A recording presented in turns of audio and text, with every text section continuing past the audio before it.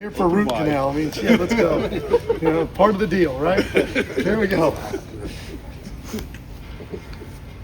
Todd, the last drive, it didn't seem, there seemed to be some, I think even the players said there was some chaos going on in there. The last drive or the drive before the 2-minute drive?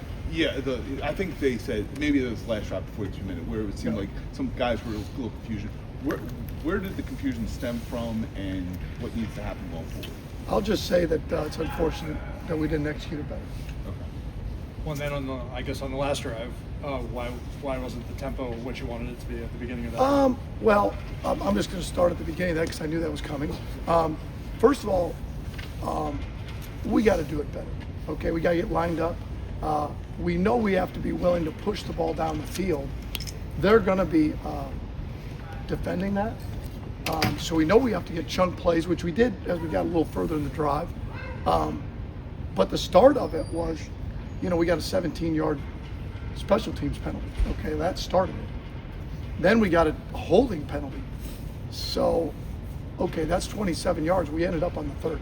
Okay, now I don't know how we'd have finished it, but those penalties didn't help. Okay, what can we control? We can control how we signal, how we communicate, how we get lined up so we don't waste seconds. That's what we can control, right? There was one situation there. There was only one where we didn't get aligned. Zay had to get back aligned the other side. But somewhere in there you're going to have to do a chunk play, which we did to Charlie. And then we tried to get one to Mark and get us into reasonable field position. And whenever it's a 2-minute end of game, you need a touchdown. Your number one goal is to get in position where you can run a normal play. And that's right around the 10-yard line. That's everything you're trying to do. Because everything beyond that is much, much harder. You're talking about schemed up plays. They start playing picket fence, much more difficult. So that's all we were trying to do is how do we get to where with one timeout that we could get ourselves a 10-yard line. And there's a lot of things we could have done better there. Calling it, making sure we're at the right spots. Todd, Lamar missing as much practice time as he is in the last few weeks. We understand why. Has it made situational football, like a 2-minute, scenarios like that, a little more challenging because maybe you're not getting quite as many reps with your entire operation and process? I think any time a player, especially your quarterback, is not able to practice, you're talking not only the mental side of it, but the timing with your receivers, and then the physical part of it. There are some challenges with that. There just is. It's not just Lamar. It's any player that misses time. And you got to find a way to overcome that because nobody cares. And we can't care. And when we take the field, we need the product to look like we want it to look like. And we need to score points. And we were darn close. And I know close doesn't count, but get the touchdown at the end, you're at 28, almost 30 points, you're feeling good. Hey, here's where we're at. Still not where we want to be in the red zone. But I'm not deterred. I'm fired up. We get another opportunity this week against the Bengals. And when we haven't turned it over, we've at least given ourselves a chance in every game. There was a play, I think it was a fourth down play in the fourth quarter where a throw, Mark had said yesterday he thought it was coming to him. DeAndre was seen waiting for the ball. Who was the throw designed for? Well, they're all alive. In every pass route that you have or concept, everybody has an opportunity to catch it. Obviously, when a play breaks down or Lamar does what he does, such an elite level, Mark doesn't know what's behind him. Mark doesn't know exactly what Lamar's thinking or where he's thinking about throwing the football. Over the course of time, I bet if you look at quarterbacks that can extend plays, that's going to come up. Would we have liked Mark could have gotten a little bit deeper in the end zone with his route, in his spacing initially? But at that moment, Lamar didn't know that, Mark didn't know that he was going to D-Hop. It ended up getting off schedule. Really, that's really the best way to put it. We got off schedule. Todd, having just played since he's so recently, how much does that help or how much does that hurt, do you think? Like, What's that? Having just played since he's so recently, not getting to play him again this quickly, what is that, good, bad? How do you feel about it? Well, that's crazy. I mean, it's like playing a back-to-back in basketball or something. Like you play him, here, and then 2 days later you're going there to play him. I mean, it's just different. It's always, I will just say this, if you, before I ever got to the NFL, you never experienced that. unless you got to like a championship game, and you might play them twice. You didn't play someone twice in a year. It's just an interesting dynamic, and I love it within the division.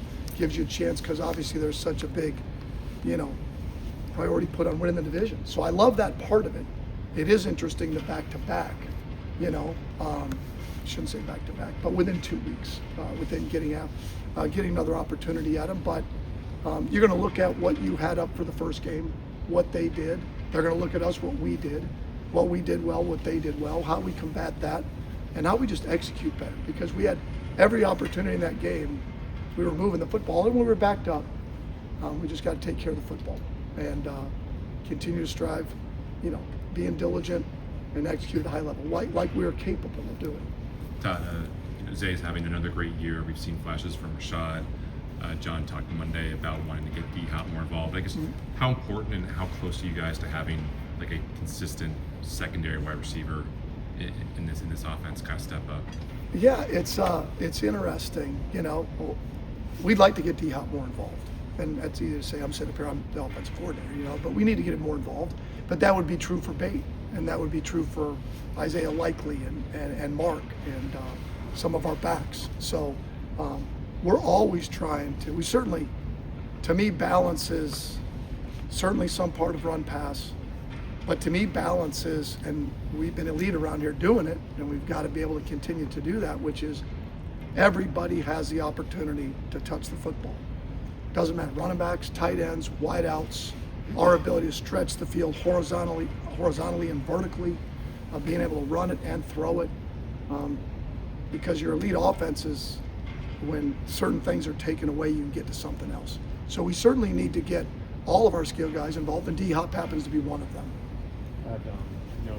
You said repeatedly it's never just one thing, and you kind of talked about needing to call it better and execute better. But is there one thing you feel like that's been the biggest challenge in the red zone in particular? We were talking about that today, and it's interesting because if you just kind of break down, because we looked at last year and this year, like, okay, well, where is and when you get in the red zone, it's not like rundowns. So rundowns, you may have, at this point in the season, you might have 400 rundown snaps. So a play here or there, it's not going to tilt the percentages that much. We're in the red zone, like, okay, now, I don't know, we got like 50 opportunities or whatever that might be. We might have 50 of them, and there's 22 of them. And I looked back, I said, okay, well, where was it where we didn't, what would flip that when there's 50 opportunities? If you're at 22 of 50, which is 44%, I don't have any idea. Say it's 44%. What would have flipped 10 to make it 68%? Right? Am I right on that math? I'm right on that math. Okay, 68%. And you're sitting there going, okay, well, we've had a couple of turnovers. We didn't turn it over last year. We've had a couple of stops in our goal line. Well, there's a couple there. We've had a couple of. We haven't probably run it as well as we did last year and given us that chance. And it's really all these, like 2 here, 2 there, 2 whatever. Maybe a drop here or there. Maybe last year we probably had 4 or 5 where Lamar on QB driven got us in the end zone. And then when you just add those up, you're adding smaller in each one of those categories that lends itself to being better. And there's the other part. We can certainly coach and scheme it better. Like I always say, like last year, which was last year, we all were a part of it. We all were, starting with me. And when we're not doing as well, we're all a part of it, starting with me. And that's the way it goes. And we're just going to continue to fight to get better. And what we can do this week, right? How we can efficiently take care of the football down there, not turn it over, and find a way to score touchdowns. Because if we would have the other day, then it probably is a different game. Todd, you mentioned some of the quarterback-driven runs in the red zone. Do you feel like are those getting called still, I guess, at the same rate that they were? And is it any hesitancy to call some of those plays the way that you would have in the past, considering all the injuries that he's been dealing with on his lower body? Well, first of all, I appreciate the question, but it certainly gets into how we call a game, which I'm certainly not going to get into. But I would just say this, that as he continues, from a health standpoint, being able to practice and get out there, certainly we'd love for that to be a part of what we do, and it has been. It has been. You've seen it. We've still had some, as the last few weeks, we've certainly had a few more QB-driven opportunities for him. So that has obviously been a weapon for him and us. It's a superpower that he has. So it's certainly been a part of our game plan, and it needs to going forward. It does. Todd, statistically, I think your guys' play-action passing game is still pretty much elite.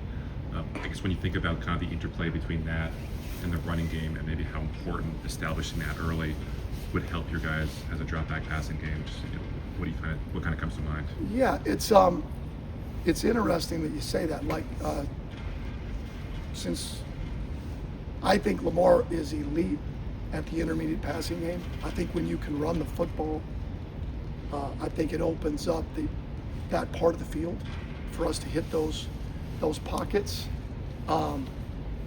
So that's always been a staple since I've been here, of those type of plays.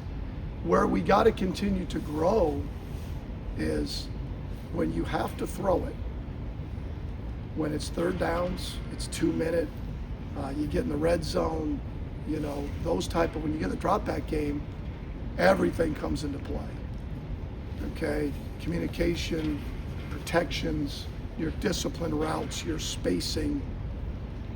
Man, that's really where all that comes into play. All your timing, all your work put in, that's where I think we can improve greatly, is in those areas, to make sure that whether it's third downs, whether it's in the red zone, whether it's in 2 minute, whether it's in get back on track, where we continue to build off that each and every week and get better. Because again, the run play action stuff been really good, and we got guys that can separate, and we got good tight ends. That lends itself to that. All right. Thank you, Coach. Thank you.